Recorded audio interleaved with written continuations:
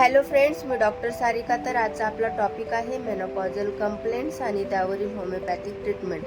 Menopause म्हणजे काय? Menopause म्हणजे त्या लेडीची पाळी जाणे. तर पाळी कधी जाऊ शकते?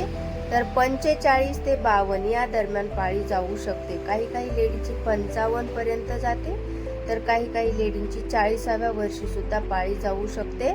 तर याचे सिम्पटम: हॉट फ्लशेस, खूप गरम वाटणे, ड्रायनेस, तोंडामध्ये ड्रायनेस आणि लघवीच्या ठिकाणी सुद्धा ड्रायनेस वाटतो, हेडेक, मायग्रेनस हेडेक त्या लेडीला असतं.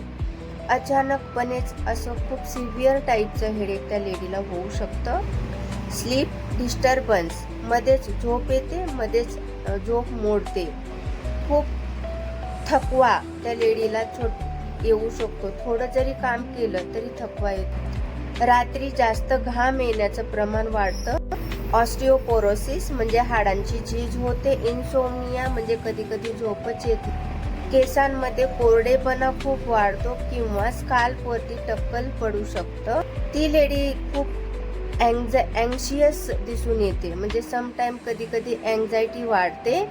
तर आपण कॉमनली काय अवॉइड करू शकतो अशा लेडींमध्ये? तर अशा लेडींनी बिलकुलच स्पायसी फूड घ्यायचं नाहीये, कॅफेन घ्यायचं नाहीये, हॉट ड्रिंक्स बिलकुल घ्यायचे नाहीये, स्मोकिंग करायचं नाहीये आणि अल्कोहोल घ्यायचं नाहीये. लाईट हलके कपडे घालायचे आहेत. खूप वजनदार कपडे ह्या लेडीने घालायचे नाहीयेत. एक्सरसाइज रेग्युलरली करायची आहे. त्यामध्ये तुम्ही वॉकिंग करू शकता किंवा स्विमिंग करू शकता, सायकलिंग करू शकता किंवा योगा करू शकता. जर वजन जास्त असेल तर वजन कमी करायचं आहे. आता लास्ट पार्ट आपण पाहिला तर होमिओपॅथिक ट्रीटमेंट. तर होमिओपॅथीमध्ये आपण काय मेडिसिन या लेडीला देऊ शकतो? तर खूप साऱ्या मेडिसिन्स आहेत, पण मी तुम्हाला काही ठराविक मेडिसिन किंवा मोस्ट इंडिकेटेड मेडिसिन सांगणार आहे. तर पहिलं मेडिसिन आपण पाहिलं तर अमाइल नायट्रोसम 6X पोटन्सीमध्ये आपल्याला द्यायचं आहे.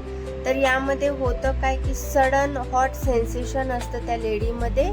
डोक्यामध्ये सडन हॉट सेन्सेशन असू शकतं आणि त्या लेडीला ओपन एअरमध्ये जायला खूप आवडतं. खूप अँक्झायटी असते, अशा म्हणजे खूप चिंतेत दिसते ती लेडी. अशा लेडीला आपण अमाइल नायट्रोसम 6X पोटन्सीमध्ये देऊ शकतो.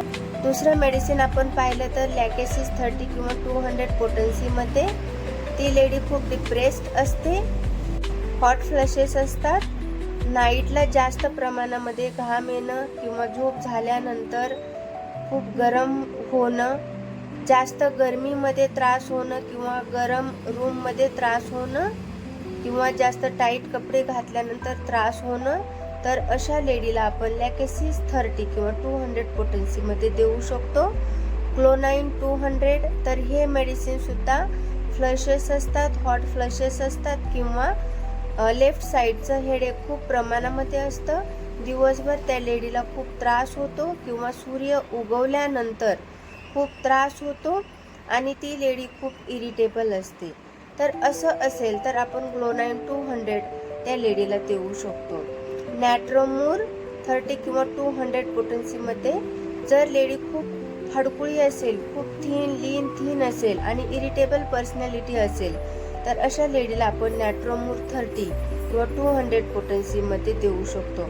हिपारसल्फ केव्हा द्यायचं आहे? ज्यावेळी पाळी गेल्यावर सुद्धा अंगावरून पांढरं जाणं किंवा ती लेडी खूप इरिटेबल पर्सनॅलिटीची असेल किंवा व्यवस्थित उत्तरच देत नसेल, तर अशा लेडीला आपण हिपारसल्फ 30 किंवा 200 पोटन्सीमध्ये देऊ शकतो. तर असेच वेगवेगळे व्हिडिओज वेगवेगळ्या आजारांवरील होमिओपॅथिक ट्रीटमेंट तुम्हाला पाहायची असेल तर नक्कीच माझ्या चॅनलला सबस्क्राईब करा, म्हणजे माझे सगळे नोटिफिकेशन तुम्हाला मिळून जातील. त्याबरोबरच लाईक करायला विसरू नका आणि लास्ट म्हटलं तर बेल आयकॉन दाबायला विसरू नका. Thank you so much.